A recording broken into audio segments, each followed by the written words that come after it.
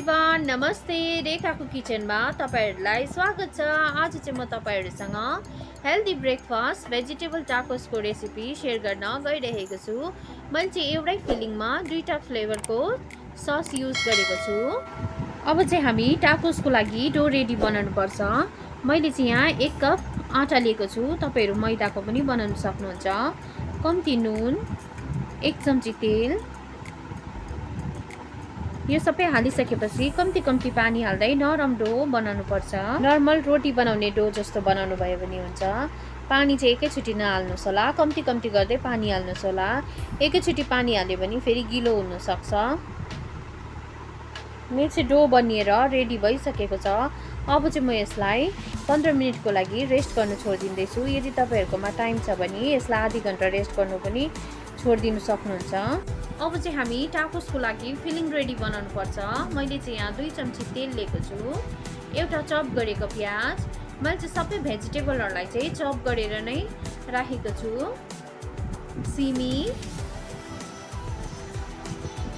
गाजर, क्याप्सिकम,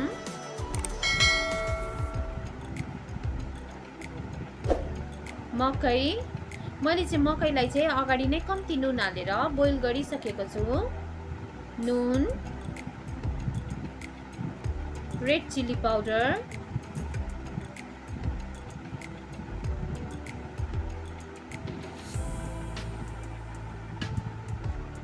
आलुलाई चाहिँ मैले अगाडि बोइल गरेर म्यास गरेर राखिसकेको थिएँ।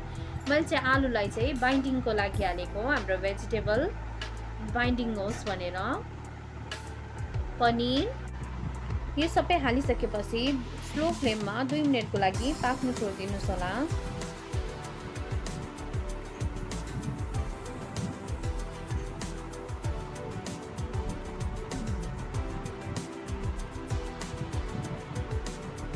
हाम्रो चाहिँ टाकोसको लागि फिलिङ बनिएर रेडी भइसकेको छ।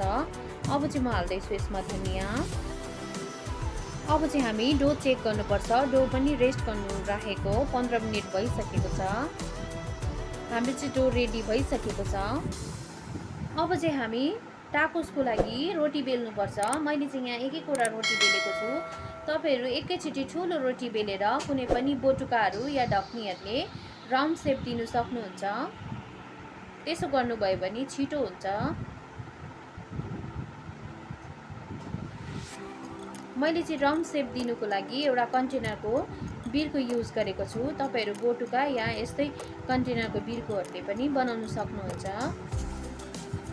यसो गरे भने चाहिँ हाम्रो टाकोस एउटै शेपमा हुन्छ, देख्नुमा पनि राम्रो देख्छ। यतिको बेल्नु भयो भने हुन्छ। मेरो चाहिँ सबै टाकोस बेलेर रेडी भइसकेको छ। अब चाहिँ म यसलाई पकाउँदै छु। मिडियम फ्लेममा एकपट्टि 30 सेकेन्ड एकपट्टि 30 सेकेन्ड पकाउनु भयो भने हुन्छ।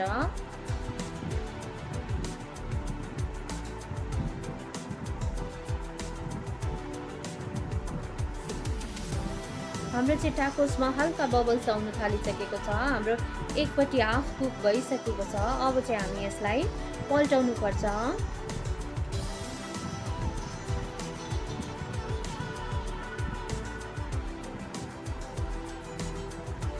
हाम्रो चाहिँ टाकोस पाकेर रेडी भइसकेको छ। म चाहिँ अब यसलाई निकाल्दैछु। अब चाहिँ हामी टाकोस बनाउनु पर्छ। टाकोस बनाउनुको लागि चाहिँ मैले चाहिँ यहाँ टमेटो सस लिएको छु। यदि तपाईहरुलाई टमेटो सस मन पर्दैन भने तपाईहरु यसमा मेयोनिजहरु पनि हाल्न सक्नुहुन्छ या हट चटनीहरु।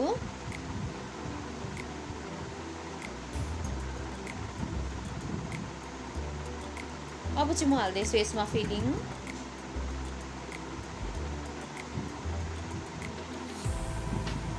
फिलिङ भर्दा चाहिँ एक साइडबाट मात्रै भर्नुस् होला, किनकि एक साइडबाट हामी फोल्ड गर्नुपर्छ।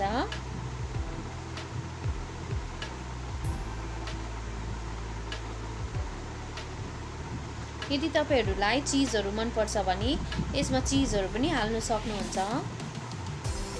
मैले चाहिँ चीज बिनै बनाएको छु।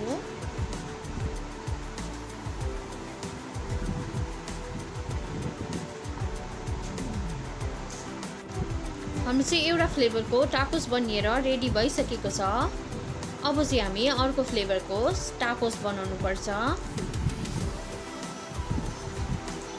मैले चाहिँ यहाँ घरमै पिसेको धनियाको अचार युज गरेको छु। तपाईहरू मेयोनिज या अरू फ्लेभरको कुनै पनि अचार बनाउन सक्नुहुन्छ।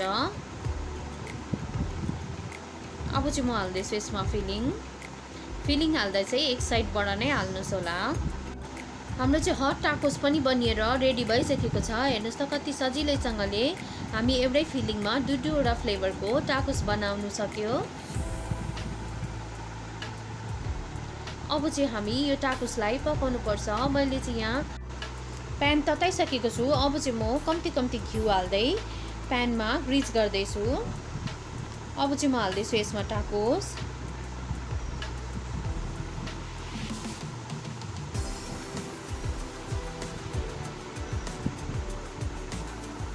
टाकोस सबै हालिसकेपछि चाहिँ माथिबाट कम्ती घिउले ब्रस गरिदिनुहोस् होला।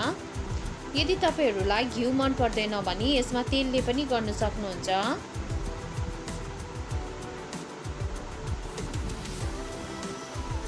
एकपट्टि 30 सेकेन्ड एकपट्टि 30 सेकेन्ड यसरी पल्टाउँदै पकाउनु भयो भने हुन्छ।